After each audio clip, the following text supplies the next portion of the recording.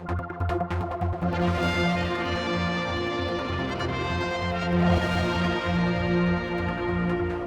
we're down at the MER Museum here on the promenade in Douglas. It's fascinating. It actually only opened a few months ago, but hasn't really, well, I hadn't heard much about it, Norman. You're keeping it quiet at the minute, I know, but it's on a build-up to a big event. Well, we've tried to publicise it, but it's all been very low-key at the moment.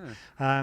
We've had a couple of open days where we've had special events. We had a book signing last weekend. We're open this weekend for the Manx National Heritage Weekends. But what we're doing on October the 26th is a little bit special. We know that Car 1, which is behind us, was in the Guinness Book of Records at some time for being the oldest tramcar in the world.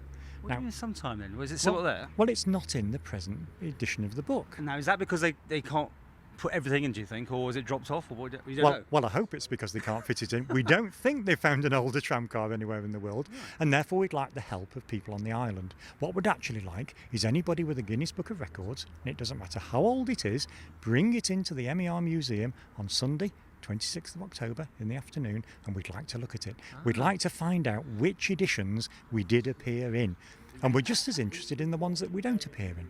So come along. We hope to have tramcar number 1 out here for everybody to have a look at, and it is in the Guinness Book of Records. It has been at some time. It's the oldest tramcar in the world, so we'd like to... Inside, there's an actual thing saying that, isn't there? Inside we have a plaque, which you saw, so that says it is in the book. We know it isn't now, but we just need to find out when it was. It's just amazing that not only is this a work of art in itself and it's so old, but it's still working. Well, that's the amazing thing. This is not a museum piece. The museum is static objects. Car number 1 behind us is a working tramcar. It's in regular service, and during the summer it is out very frequently indeed. Tell us a bit about the museum, because the building itself's got a bit of history, hasn't it? The site of the building, when the MER was built, there was no electricity supply on the island.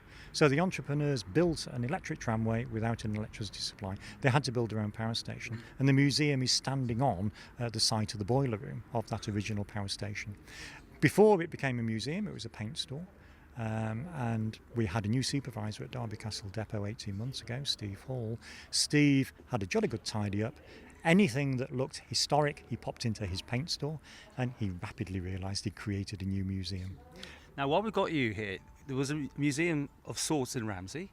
Things that are there, you don't know where they are, and you'd like to get hold of them? Well, absolutely. I mean, Ramsey had a magnificent museum. Initially, there was a display in the Ramsey car shed, and then the goods shed at Ramsey was turned into a museum. What we don't know is where all those exhibits went. The museum there was closed to make way through a youth centre, now called the Shed.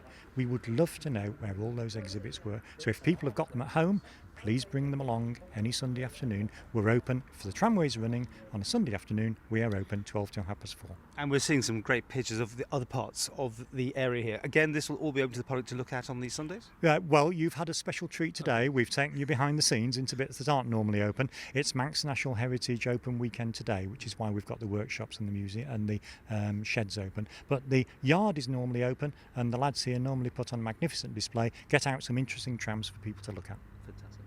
If people want to get hold of you, if they've got information, can they get you? The museum has an email address, mer-museum@manx.net.